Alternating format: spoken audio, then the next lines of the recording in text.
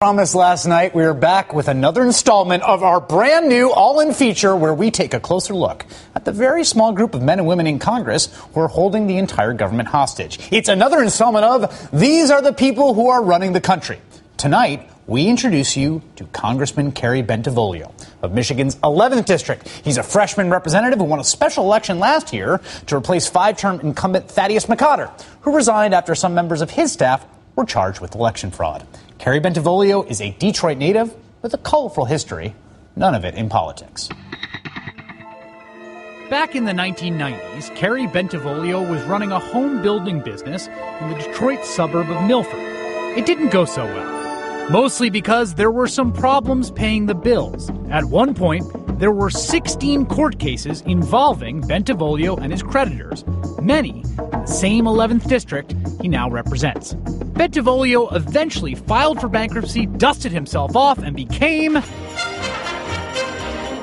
Santa Claus. As in, a guy who dressed up as Santa Claus at the mall. He also ran a reindeer farm. One thing I want to set the record straight on, and that he set me straight on yesterday, was he is not a reindeer farmer. He is a reindeer rancher. A reindeer rancher who reportedly experimented with a new product, reindeer milk cheese. In 1992, President George H.W. Bush invited Bentivolio to come to Washington to serve as the White House Santa Claus for the annual tree lighting ceremony.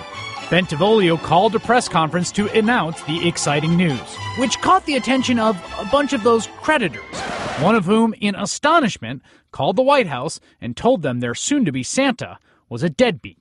Bentivolio never went to D.C., and he sued the creditor for libel.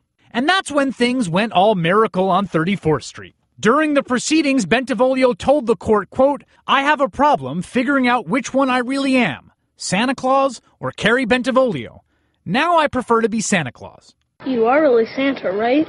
No, I'm an accountant. I wear this fucking thing as a fashion statement, all right?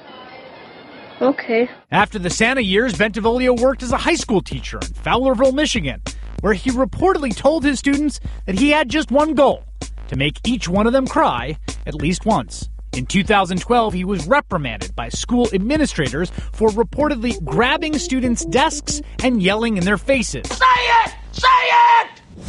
A few months later, the country was ready for this man to be a United States congressman. He won a special election after incumbent Thaddeus McCotter dropped out amid scandal, winning 41% of the vote. Sworn in January of 2013 and quickly began to make a name for himself in Washington with moments like these. The chair recognizes the gentleman from American Samoa, Mr. Falamubenga. Thank you. Thank you, Mr. Speaker. It's American Samoa. Articles of impeachment. If I could write that bill, do it. It would. Yeah. Excuse me. It would be a dream come true. I feel your pain. I know. I stood 12 feet away from that guy and listened to him. And I couldn't stand being there. And so it is no surprise that when a letter was circulated this summer demanding that John Boehner use the threat of a government shutdown to defund Obamacare, Kerry Bentivolio signed on the dotted line. And that's how he became one of the people who is running the country. Tune in next time when we take a look at California Congressman Doug LaMalfa, who received millions of dollars in farm subsidies while supporting billions of dollars in cuts to food stamp benefits. Coming up, the new face of Obama-era tyranny on the right, the park ranger. That's next.